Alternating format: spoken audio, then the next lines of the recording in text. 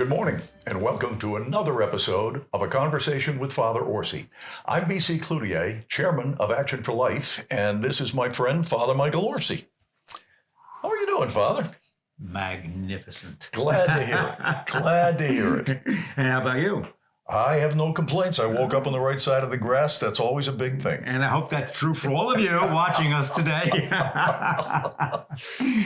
Hey, today, not today, but this coming Saturday is the Feast of St. Matthew. Mm-hmm. One of my favorites. Not the feast, but St. Matthew. How come you like St. Matthew? I like his gospel. Mm-hmm. And we're going to talk about that a little bit. Well, I have a lot to say about St. Matthew's gospel. Good. All right. Good. I'm glad to hear it. So in chapter 9, there's the story of Matthew's calling by Jesus. Mm-hmm. It's verses 9 through 13. Let me just, if I may, read it. As Jesus was walking along, he saw a man called Matthew sitting at the tax collection station. And he said to him, "Follow me." And he got up and followed him. As he sat at dinner in the house, many tax collectors and sinners came and were sitting with Jesus and his disciples. When the Pharisees saw this, they said to his disciples, "Why does your teacher eat with tax collectors and sinners?" But when Jesus heard this, he said, "Those who are well have no need of a physician, but those who are sick do. Go and learn what this means. I desire mercy, not sacrifice, for I have not come to call the righteous, but sinners."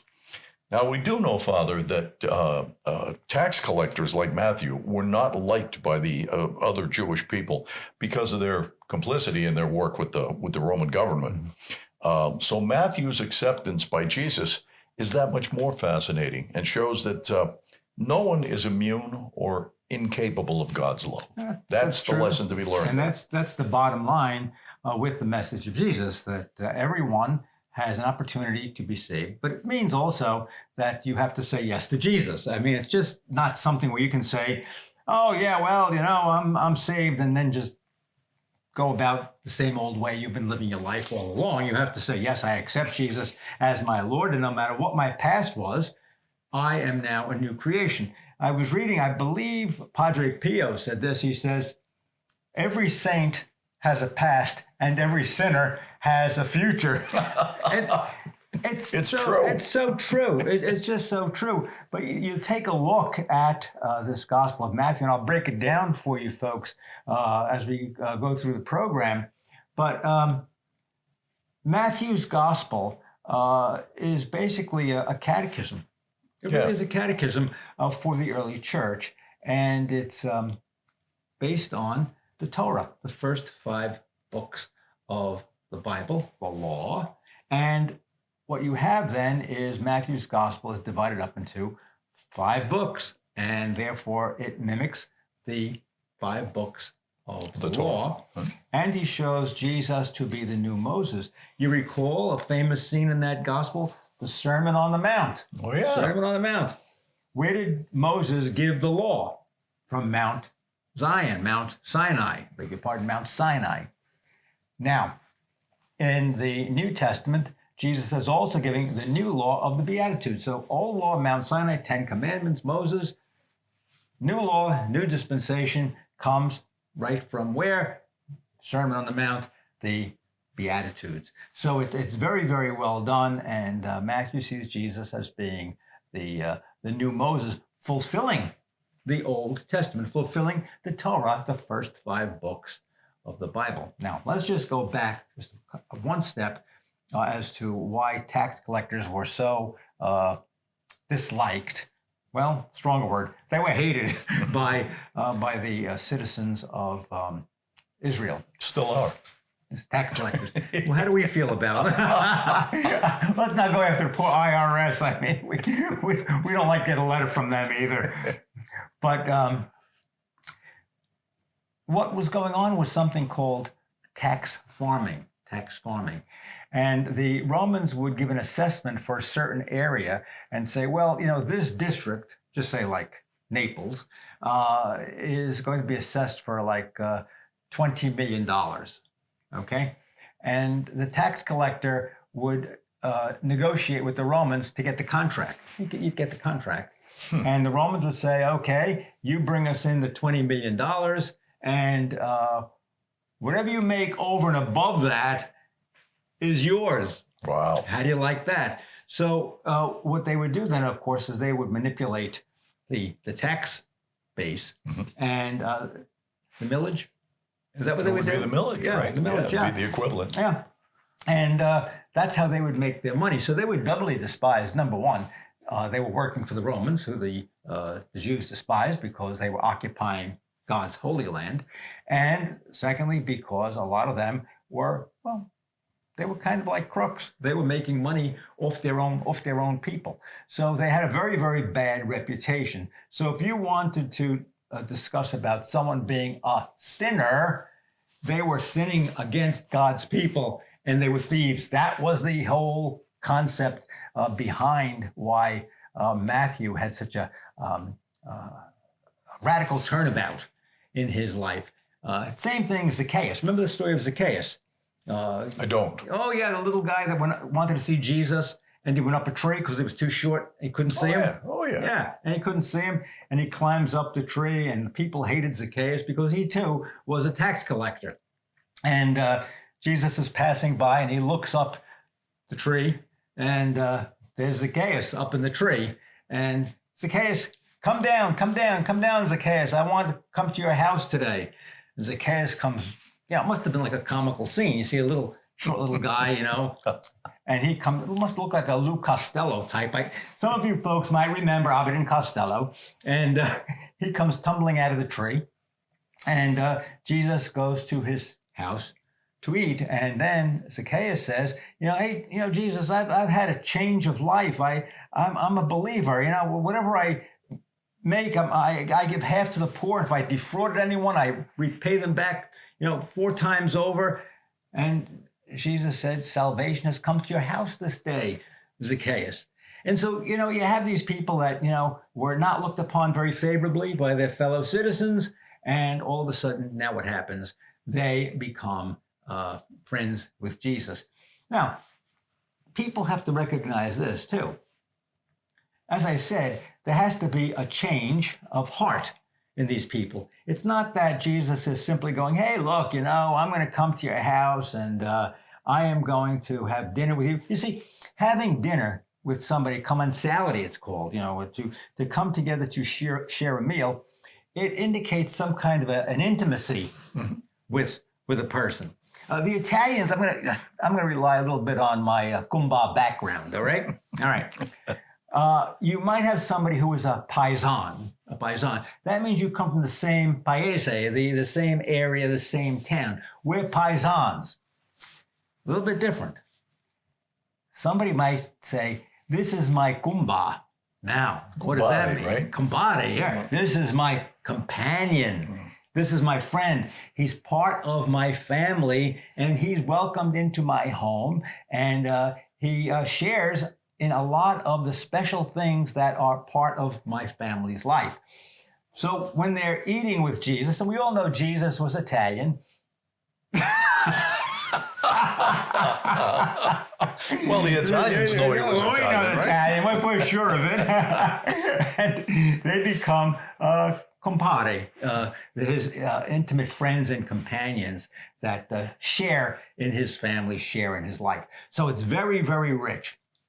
But it just doesn't happen because, hey, Jesus is just going to have a good time with sinners, tax collectors, and prostitutes. It's because they have become part of Jesus's family by accepting him and his kingdom and the laws of the kingdom, which we have laid out for us in Matthew's gospel, and especially in the Beatitudes. So it's very, very rich, very powerful. Most of us, I don't think, realize how powerful it is. Well, what I was going to say is belief was very important to Jesus, right? Mm-hmm. In the stories of healing, he healed people who believed. Right. And he clearly dined with people who believed, who were converted. Right. It wasn't that he would say, oh, you're a prostitute. That's okay with me. You're good to go, right? Yeah. Just, keep up your business. And anytime you want to sit down and have, a knish with me, knish is like a Jewish potato cake. It's very, very delicious, very, very fattening. But as a young man, I ate my share of knishes in Brooklyn. And latkes. And latkes too. So it's amazing to me how here's Matthew. He was hated. We know that, but just because he was a tax collector, not personally. But presumably doing okay financially. I'm assuming these tax collectors were kind of above the hoi polloi, right? And yet he got, I was going to say he got religion. He really did get religion, right? All of a sudden, the Holy Spirit came to him. Mm-hmm. Jesus said, follow me. He gave up everything. He just walked away and said, I'm with you, Jesus. Yeah. For most of us, I think, for most of us, we follow kind of a path where we hear about Jesus, or maybe some other person, a philosopher, and we say, let me learn some more about that person. We say, let's study. Let's go to a Bible study class. Let's go to a catechism class. Let me talk to some people who go to that church. Yeah, we do that.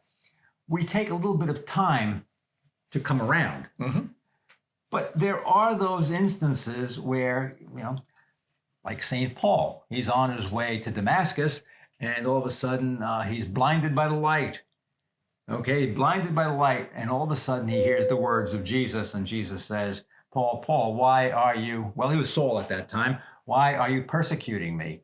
Now, that is bang, instant turnaround. He took some time to go and he talked to Ananias, and he went and talked to the other disciples, and he got the fullness of the truth. But he had that moment, that intuition where I am going to give my life over to Jesus. So those things do happen where somebody might be in the presence of someone who says something, and it hits them, or does something, an extraordinary thing. I think this was the case, and is the case, with many people who suffered martyrdom. And those people who were involved with the act of martyrdom or witnessed what had happened, they had a conversion experience. So, God's grace works sometimes. Most of us, I think it's a little bit of a process, but sometimes it does. It strikes us between the eyes, and we know that we have been changed forever and can never go back to the old way of living. Yep, absolutely. We are going to take a break. We'll be back right after this.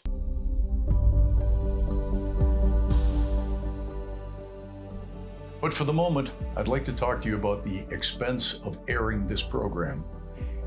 Many people don't realize how expensive it is to produce this program and to get it on the air. Would you care to guess? It's about $3,000 per week. We think that's a reasonable expenditure, but obviously it's an expensive one. So we need to ask for your help. If you'll go to actionforlife.org and click on the donate button, it would be greatly appreciated. Now, you can donate once or you can donate each month, and we certainly have viewers who do both. We appreciate that. Please take time now to visit actionforlife.org and click on the donate button. Thank you so much for your support, and may God bless you always.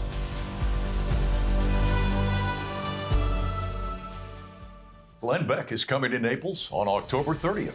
This is your once-in-a-lifetime opportunity to get up close and personal with renowned author, broadcaster, and political commentator Glenn Beck. Enjoy elegance, education, and enlightenment as Glenn Beck and Father Michael Orsi engage in a highly anticipated dialogue on stage at the beautiful Naples Grand Beach Resort. Get tickets today with an early bird discount at actionforlife.org/events. Hey gang, I know a lot of you sometimes can't watch all of our episodes of Action for Life. However, we have a solution for that. All you have to do is go to YouTube and search for Action for Life Florida. And you can catch up on all the shows, and guess what? Extra added bonus, you get to hear my weekly homily. So, YouTube and you make a fine couple. Ladies and gentlemen, you've always heard about Abraham Lincoln saying that America is the last best hope of the world. Keep that in mind. A lot of us these days do not appreciate our country or are letting ourselves fall short of what America is supposed to be and what America can be. We live in a society today which does not hold the same values that our founders had and what Abraham Lincoln held so dearly. Go back on history, see what they said, and to know who we are. Pass that on to your children. It is a matter of salvation, saving our country, and sometimes even means saving our souls, because America is a light to the world. Let us continue to pray for our country and to vote for those people who hold in their minds and hearts the vision of our founders, of Abraham Lincoln, and of Ronald Reagan.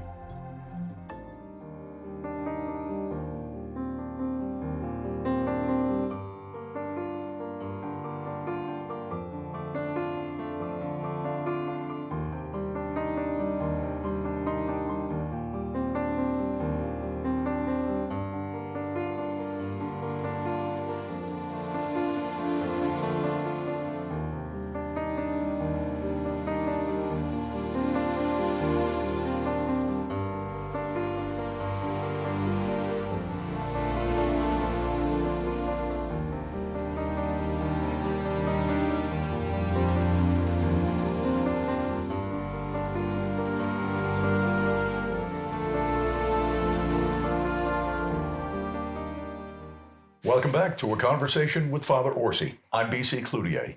Before the break, we were talking about Matthew, St. Matthew. And he's known in the Gospel as Levi the tax collector. So we believe that Matthew, the author of this Gospel, at least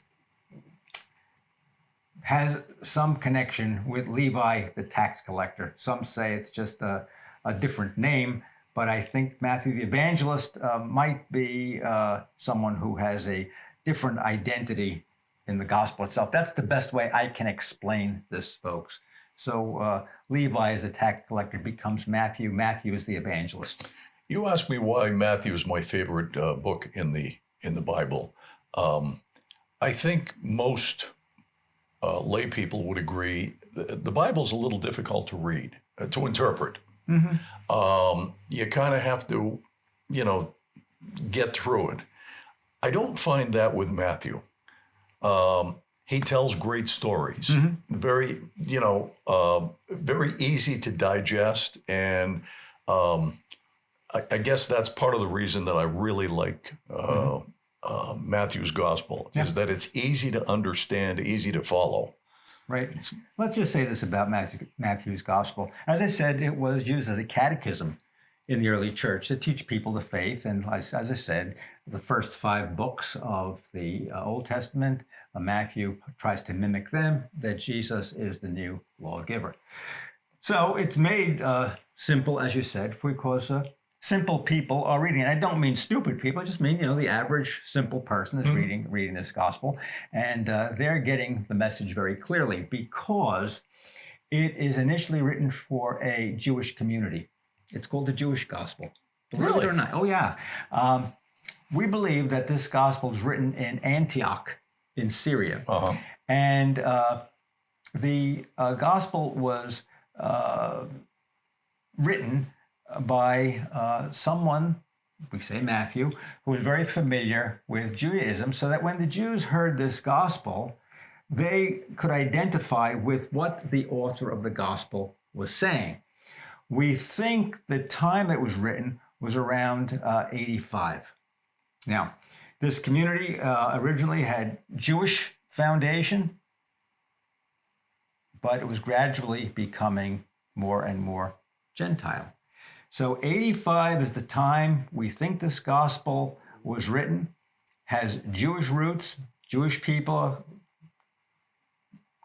who are either thinking of converting or have converted are hearing this gospel, and the teachers and the preachers and priests at the liturgical celebrations, which they had the Eucharist as we have the Eucharist today. They would read the gospel first, preach on the gospel, and then have a sharing in the breaking of the bread. So, said 85, Antioch in Syria is where we locate this gospel. Now, this is one of the gospels that has what we call an infancy narrative. There are two gospels with infancy narratives. The first one we have is Luke. Okay, well, Luke is written around 70 to 75, and we think it comes out of Greece. But it has an infancy narrative. Now, the infancy narrative in Luke is different insofar as the story is concerned. It's basically that Jesus is born of the Virgin. It's the same thing. But there's a different emphasis and different characters that you're going to find in Luke than you find in Matthew. Luke is going to focus in on Mary and Jesus' descent from Mary. Matthew is going to focus on Joseph. And why is that? Well, because Matthew says that Jesus is the Son of God, and that Joseph is the foster father of Jesus, and he takes his legitimacy from the male line. And so for the Jewish people, they want to say that Jesus was indeed born of a virgin.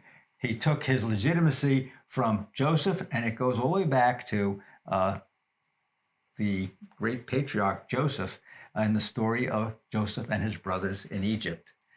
And you'll see a lot of the same themes running through that.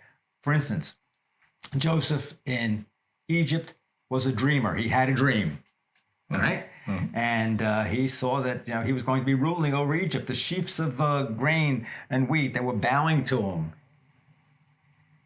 Who's the dreamer in the New Testament? Joseph. What happened? He has a dream. Take Mary as your wife. Yeah. He has a dream. Get out of Dodge because Herod is coming to kill the child, Jesus. So, again, a lot of the imagery is also borrowed from the Old Testament. So Mary is emphasized in Luke, born of the Virgin Mary, and of course, a Jewish mother. And in Matthew, of course, we have the legitimacy of the line of David going through Joseph. And that's legitimacy, that Jesus is the Son of God, the Son of David. Mm-hmm. It's beautiful. Folks, when you go to that beautiful Christmas season that we have, they're just not simple stories, but they are rich. They are rich in theology. And I hope that, the pastors, the priests and ministers will take the time to try to break them down to show you exactly what's happening. Now, in Mark's gospel, we don't have an infancy narrative. It begins right with the ministry of Jesus, in the desert, being tempted in the desert. It's being anointed by the Spirit in the Jordan. And then, of course, John's gospel does not have an infancy narrative, but we have the prologue of John's gospel. In the beginning was the Word, and the Word was with God. So there are different emphases on all four of the gospels. Let me see if I can recall. We have designations in pictures for the gospels as to their symbols, who symbolizes who. And Matthew is the man. Okay. And why? Well, once again, because we are looking at a gospel that has been initiated for men to understand. Like you said, it's simple, it's easy. And then we have a gospel called Luke, and Luke's gospel is an ox. Why? Because in the beginning, remember the ox and lamb kept time. Remember that? Oh, yeah. Because, we're coming up on that season. I know. And then, of course, it's that manger scene. And so he's the ox. And John is the eagle. right? Because his theology, it's lofty theology. It's beautiful. It's high theology, high Christology. And then we have Mark. He is the lion, and because, as I said, Mark begins in the desert, the baptism of John, and we have the lion of the desert, the lion of Judah. This is a great program. I mean, there's so much to know about our religion. Oh, it's just beautiful. It's just fantastic, folks. Read the Bible. I could tell you that over and over and over again. Read the Bible. It's so beautiful. And, as I said, I hope in church that the preachers and the pastors, if you go to a program in the church that has Bible study or catechetical study, that especially during the pre-Christmas season, that you'll take a look at the infancy narratives and then take a look at all of the Gospels that have, a different perspective. And these Gospels are chosen by the church. There were a lot of, Gospels, we call them Gospels that are phony. I guess the best word I could use is these are phony Gospels or apocryphal Gospels. And what we know is that the church had to sift through a lot of this production, if you will, and say, well, wait a minute, this is the kosher version, and this one is not the message of the gospel. This is not true. This is misleading. So there are false gospels out there. The church gives us the scriptures. The church picks out the Bible, what goes in the Bible. Mm-hmm. Church gives us the Bible. The Bible doesn't give us the church, okay? But what the Bible does is presents to us the truth. We pass the truth on, the Bible on, the Word of God on, generation to generation. And that's the word, as we began in the beginning, that's the word that makes the difference. We talked about the tax collector. Mm-hmm. He heard the word. And that's what begins the change of heart, the metanoia, the change of mind, the change of heart. We're going to have to wrap it up, but I wanted to I just wanted to note that it's really interesting in the four Gospels, there are similar or often the same story told in different ways. Yeah. Oh, yeah. Different theological point of view. Yeah. And so, you hear a gospel in church and say, gee, I thought I just heard that. Mm-hmm. Only you're hearing Luke's version rather than Matthew's version or whatever. Right. Very interesting. And it, as I said, same story, but a different angle. Right. Okay. Hey, thanks for being with us this week, and we hope you'll be with us again next week on another episode of A Conversation with Father Orsi. I'm B.C. Cloutier. Until next week, have a great week and God bless.